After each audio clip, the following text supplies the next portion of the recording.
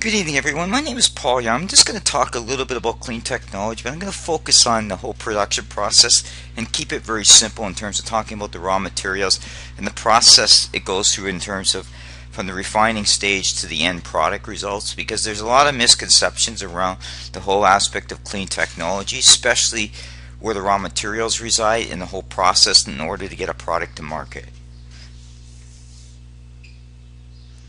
Now, this is only one perspective on clean technology.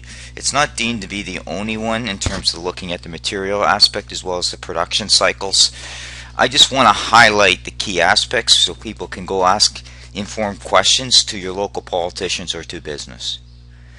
A little brief bio about myself. I'm a CPA CGA by trade. I've got 25 years of experience. So I'll talk about rare metal production, lithium, vanadium, graphite, because these are all key components that are part of the raw materials phase of any sort of clean technology product. Now, like anything else, you're going to notice a pattern here with all the metals. Up in the top 5 always seems to be China. Okay, now we can talk about all we want about other aspects, but China is a critical player in anything to do with clean technology raw materials. Rare metals is a key area because this is when you look at your cell phone and look at anything from solar to wind. They require this rare metals as part of the magnets, and that's something to bear in mind as you're expanding opportunities in solar, wind, energy storage grids and all that. They all have a requirement for rare metals. Lithium is part of looking at the energy storage aspect, and again, if you look in here, Australia's a leader, but China's still in the top 5. Vanadium is another component as part of looking at energy storage. It competes with lithium. It's another area where China is a dominant player. Graphene or graphite, basically it's known as, China controls most of the market in that as well. So let's talk about Canada. Canada is a very diverse economy here. We have a lot of things in play here. We are starting to identify more rare metal deposits, the biggest one being in the Northwest Territories. We're also identifying areas like vanadium, lithium, and even graphite production. So in essence, Canada wants to be in a position within the next 2 or 3 years to be a 20% player in the global supply area like rare metals. But they're also likely to start leading in areas like lithium, vanadium, graphite, all the other materials required of basically is part of the phase to produce clean technology. And it's something to bear in mind.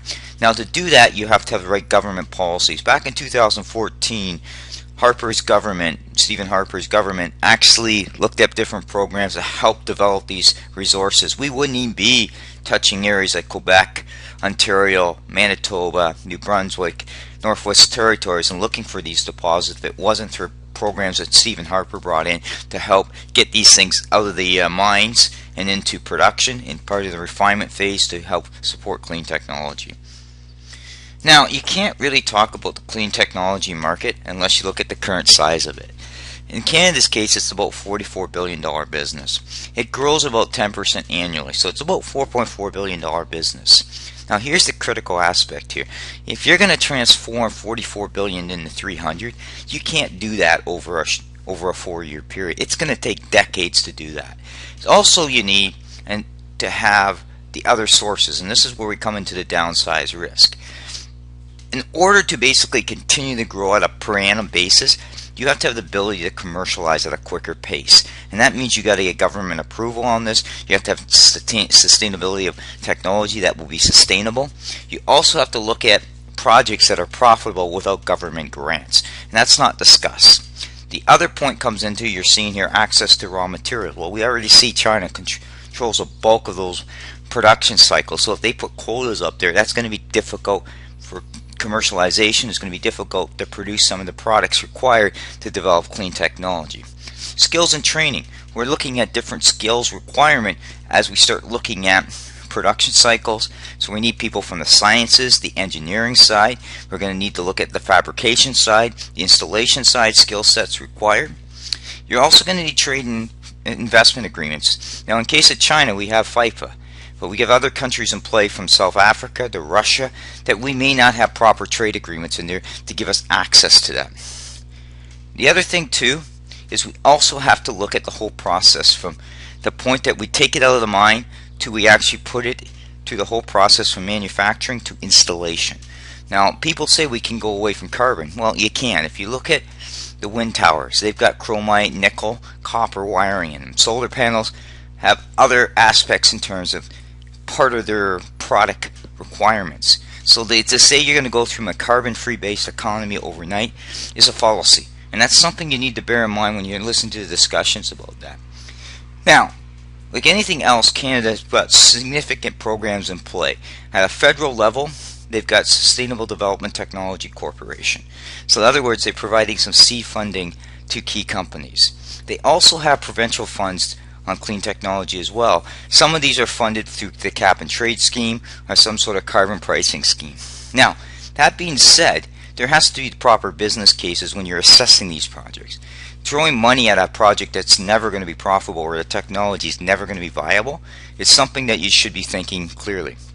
My concern is like when any time government gets involved with something, they throw money at the symptoms but the cause never goes away. So what you have to do is look at how do I properly support a growing, developing business with a balanced approach. Should we be moving more to clean technology? Yes, in the right balanced approach. Should we go all one way? No. And that's the problem that we're faced here.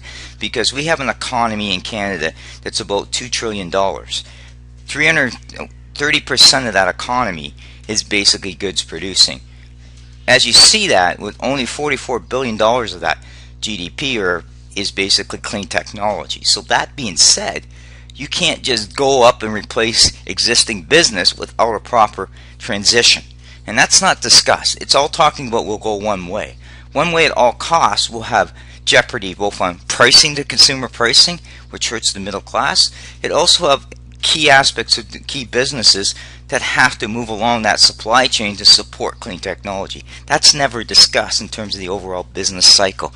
So as people move forward, you should be asking questions. Yes, we need to move a little bit more to clean technology, but we need to take it in the appropriate approach that commercialization is viable. And that's something that's not discussed. Thank you.